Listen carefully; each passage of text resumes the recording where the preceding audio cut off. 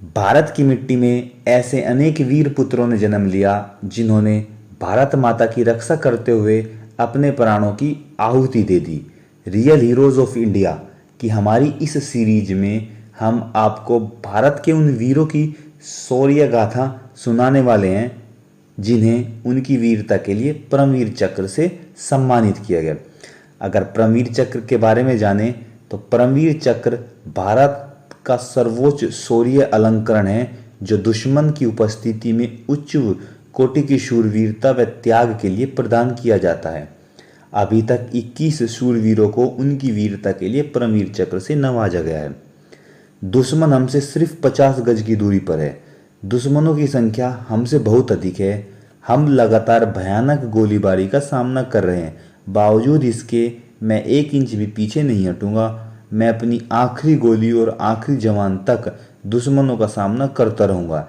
ये आखिरी शब्द थे भारत के प्रथम परमवीर चक्र से सम्मानित होने वाले मेजर सोमनाथ शर्मा के। आज हम मेजर सोमनाथ शर्मा के जीवन परिचय के बारे में जानेंगे। अगर वीडियो पसंद आए तो लाइक ज़रूर करें और ऐसे ही भारतीय शूरवीरों की गाथा जानने के लिए हमारे चैनल को सब्सक्राइब करें। 31 जनवरी 1923 को दाद गांव, कांगड़ा डिस्ट्रिक्ट, हिमाचल प्रदेश, जो उस समय पंजाब प्रोविंस का हिस्सा हुआ करता था, में एक ब्राह्मण परिवार में मेजर सोमनाथ शर्मा का जन्म हुआ। पिताजी श्री अमरनाथ शर्मा मिलिट्री में मेजर जनरल थे, जो बाद में इंडियन आर्म्ड मेडिकल सर्विस के पहले डायरेक्टर जनरल भी बने। इनके दादाजी भी मिलिट्री में थे। इनकी बहन मिलिट्री डॉक्टर व इनके सिबलिंग्स भी मिलिट्री में थे। एक तरह से कह सकते हैं कि देशभक्ति की भावना उन्हें विरासत में मिली थी। बचपन से ही उन्हें वीरता की कहानियाँ सुनाई गई थी। उत्तराखंड के नैनीताल में स्थित शेरवुड कॉलेज से मेजर सोमनाथ शर्मा ने अपनी स्कूलिंग कंप्लीट की। इसके बाद वो देहरादून के Prince of Wales Royal Military College से अपनी ग्रेजुएशन पूरी करते हैं। 22 फरवरी 1942 को major Somnath Sharma British Indian Army की 19वीं हैदराबाद रेजिमेंट की 8वीं बटालियन में कमीशन्ड हुए, जो बाद में जाकर इंडियन आर्मी की कुमाऊं रेजिमेंट की 4थी बटालियन में कन्वर्ट हुई।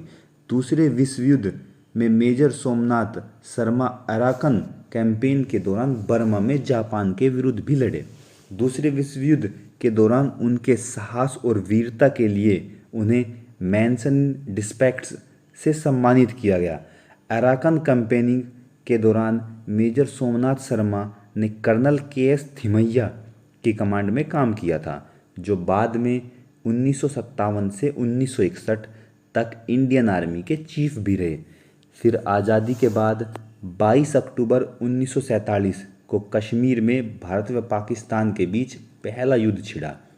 कश्मीर में पाकिस्तान के कायराना हमले का जवाब देने के लिए इंडियन आर्मी को श्रीनगर एयरलिफ्ट किया गया। इसी तैनाती के दौरान 31 अक्टूबर 1947 को कुमाऊं रेजिमेंट की 4थी बटालियन की डी कंपनी को मेजर सोमनाथ शर्मा की कमांड के अंडर श्रीनगर एयरलिफ्ट किया गया। उस समय मेजर सोमनाथ शर्मा के हाथ पर प्लास्टर चढ़ा हुआ था, क्योंकि कुछ समय पहले हॉकी खेलते हुए मेजर शर्मा का हाथ बुरी तरह जख्मी हो गया था। इसके बाद भी उन्होंने निश्चय किया कि वो अपनी कंपनी के साथ ही रहेंगे। इसके बाद 3 नवंबर को 3 कंपनियों को बड़गांव में पेट्रोलिंग ड्यूटी के लिए भेजा गया, जिनका काम था नॉर्थ से श्रीनगर की तरफ आने वालों की चेकिंग करना। उस समय दुश्मनों की कोई गतिविधि न दिखने के कारण 2 बजे तक 2 कंपनियां वापस श्रीनगर लौट गई, लेकिन मेजर सोमनाथ शर्मा की डी कंपनी को 3 बजे तक वहीं रुकने का आदेश दिया गया। लेकिन 2:35 पर एक लोकल घर से मेजर सोमनाथ शर्मा की कंपनी पर फायर आता है, लेकिन मेजर सोमनाथ शर्मा के पास काउंटर फायर करने का आदेश नहीं था कि कहीं कोई बेगुनाह सिविलियन ना मारा जाए। फिर 700 के आसपास घुसपैठियां गुलमर्ग की तरफ से श्रीनगर की तरफ बढ़ रहे थे। फिर क्या होना था? देखते ही देखते घुसपैठियों ने मेजर सोमनाथ शर्मा कि डी कंपनी को 3 तरफ से घेर लिया और ताबड़तोड़ फायरिंग शुरू कर दी। मोर्टार से भी हमला किया गया।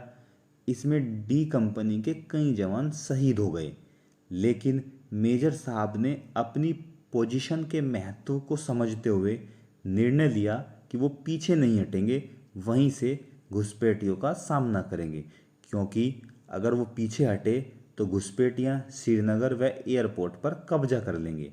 बाएं हाथ में प्लास्टर होने के बावजूद मेजर साहब ने निर्णय लिया कि जो जवान मशीन गन चला रहा है वो उसे खुद एम्यूनिशन भर के देंगे।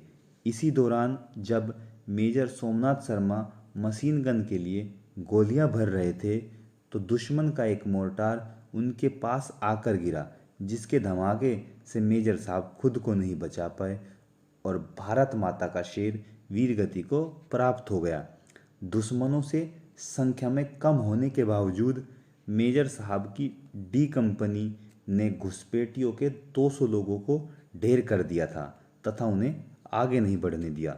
मेजर साहब जिस समय वीरगति को प्राप्त हुए उस समय उनकी उम्र महज 24 साल थी। बाद में भारत सरकार ने मेजर सोमनाथ शर्मा को युद्ध में उनके अदम्य साहस व रणकौशल के लिए मरणोपरांत परमवीर चक्र से सम्मानित किया। इत्तेफाक की बात यह है, सावित्रीबाई खानोलकर जिन्होंने परमवीर चक्र डिजाइन किया था वो मेजर सोमनाथ शर्मा के भाई की मदर इन लॉ थी। मेजर सोमनाथ शर्मा बचपन से ही श्रीमद् भगवद गीता से बहुत इंस्पायर थे, जिसके बारे में उनके दादाजी ने उन्हें सिखाया था। मेजर साहब हमेशा अपनी जेब में भगवद गीता रखते थे। दिसंबर में उन्होंने अपने माता पिता को एक खत लिखा था जिसमें उन्होंने भगवद गीता में भगवान श्री कृष्ण के द्वारा दिए गए उपदेश का जिक्र किया था। अंतिम समय में उनकी पहचान उनके पिस्टल के होल्स्टर तथा ऊपर वाली जेब में भगवद गीता के कुछ पन्ने मिलने से हुई थी। तो ये थी मेजर सोमनाथ शर्मा की कहानी। अगर आपको कहानी पसंद आई हो तो वीडियो को लाइक करें और ऐसे ही बाकी परमवीर चक्र विजेताओं की शौर्य गाथा जानने के लिए हमारे चैनल को सब्सक्राइब करें। जय हिंद।